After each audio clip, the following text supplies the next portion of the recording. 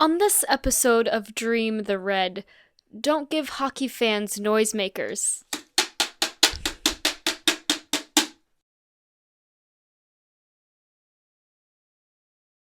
Alrighty, Canucks at Caps. Let's talk about this great game. I was very proud over all of the team. First things first, you guys know that I care very much for Lada, so keeping my eye on his health, considering he was pulled just before the Senators game on Sunday for an upper body injury. He wasn't seen in lines today at practice. He was on ice for the pregame skate today before the game, and he participated in the ritual that he and Tom Wilson have, which kind of surprised me because honestly, the first thing I thought when I heard that he had an upper body injury right before the game was that maybe it came from that ritual. He did it. He didn't play, however. After the pregame skate was the wonderful tribute for Ovechkin. Lovely, tear-jerking, so many classic hockey people just giving their input and congratulating Ovechkin, which was just really nice to see. And it was great to see his family on the ice, his fiance, his mother, his father, and his golden stick was gorgeous. So, yeah. And then we also saw that this was the first game back for Marcus Johansson. Turns out that a couple of the teammates were calling him a goon. So every once in a while today during the game, I found myself calling him a goon as well. We also got to see Richards at the pregame skate, which was kind of interesting. However, before all of this happened, there was a chalk talk this afternoon before the game, and it was moderated by John Walton, and they had Craig Laughlin and Joe Beninati, two of my favorite people, and Joe Beninati is kind of my inspiration, and he is definitely who I aspire to be like when I eventually become a play-by-play announcer. But they discussed Obi's 500th, what it was like calling the 500th. They described the prep of being a play-by-play announcer, what they do before each game. Lachlan talked about the transition of being a former player into being a color analyst, and he also discussed what it was like when he was on the Caps versus what he sees now on the team. They discussed what it's like with name pronunciation sometimes with our Russian and Swedish players and stuff of that sorts. They discussed their game day schedule, what leads up to the game, some of the best cities to visit, all that stuff. And they had a raffle. They have raffles every Chalk Talk, and I've gone to plenty of them, and I've never won anything.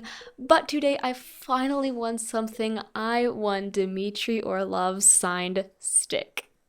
And I love it because, fun fact, that only my close friends know this about me, but when I have kids, if I have a son, I'm naming him Dmitry, and it's both after Orlov and it's after Dmitry from Anastasia. So it was pretty cool to get Dimitri's stick, considering I plan on spelling it the way that Orlov spells it. So that was awesome. The stick is currently in my living room. All right, moving on to the first period. Lovely defensive work, and it was so nice to see because sometimes we do get critiqued a lot for our defensive work, and it's understandable. And just, we have two of what people consider to be our best defensive players out, but that's not to say that the other lines have not stepped up because they definitely have. But definitely some beautiful defense work today. Solid passes, solid hits, everything was connecting. It was very satisfying to see. It was really nice to see that Caps were on top of the Nooks. There wasn't much reservation when it came to physicality, which was so pleasant to see. Usually I watch games with other teams and they're right on top of them. And with us, it seems like we kind of stand back and let them do their thing when you kind of wish they would come at them. And we did that tonight, so it felt pretty cool. The little things entertain me. I'm one of those people that likes to see professional hockey players slip every once in a while. I think it's hilarious. And funny little thing that I saw today, Ness was getting onto the benches after a line shift, and he slipped on the way in, and I just had to comment on that because it's the little things that make me happy. One thing that I definitely wanted to say, and it makes me so happy, I can't remember if I told you this, but Andrei Burakovsky is one of my favorite players, and this is his second year in the NHL. He's still learning, and Barry Trotz has definitely taken Berkey under his wing, And so it's always amazing to see Berkey do incredible things with a lot of the goals he's been scoring lately. It's been really cool to see. And tonight, oh my gosh, Berkey just bloomed. He blossomed. He just developed so much. And you could see all the work that's been adding up. It showed tonight, and it felt really cool to see. Just wonderful effort from Berkey. As usual, great work from Holtby. He always makes us proud. We had a lot of resilience in the neutral zone. Sometimes if we're in the offensive zone and we lose possession and it comes back into the neutral zone, we kind of just let them do their thing. Not today. We fought to get it back, which was really nice to see.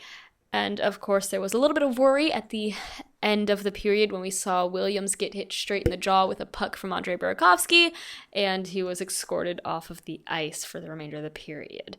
But that wraps it up for the first period. There were no penalties. There were no goals. It was a very quiet but not boring first period. There was a lot of work still in there. All right, now moving on to the second period, we saw Williams get back on the ice. Tough man. He's seen a lot in his years of hockey. I'm sure it didn't really bother him all that much. First things first, we had a penalty on Vancouver's number 23 for tripping. We're going to see a lot of that. Kuznetsov finally got a goal with an assist from Orlov, which is very cool to see. We had a lot of strong offensive plays in this period. It was just very solid. It was satisfying to watch as a Caps fan. Vancouver got another penalty on their number 7 for high sticking. And then a couple minutes later, Backstrom gets an interference penalty, which was a little frustrating. But right after that, it was announced that Vancouver had a penalty on number 3 for embellishment. And I love seeing embellishment penalties. Don't ask me why. I like to see them. I don't like divers. Then Osner gets his goal with an assist from Burakovsky and from Williams.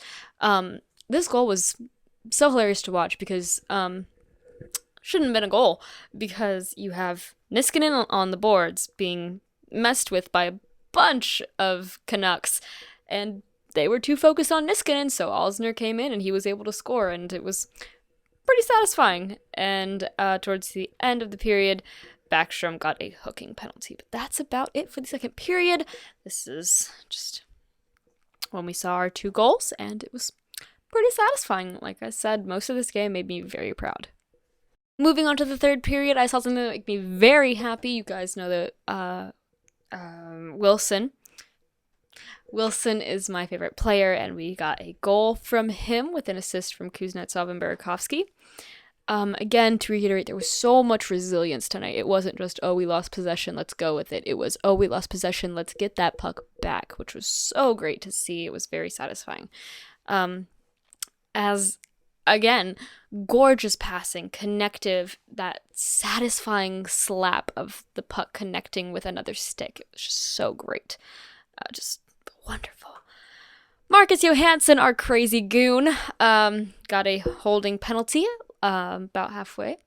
Right afterwards, Brooks Laich gets a high sticking penalty, and this is where Vancouver got their only goal of the night.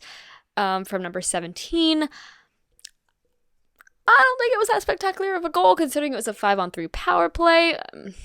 What does that say about you if your only goal is scored when the other team is down 2?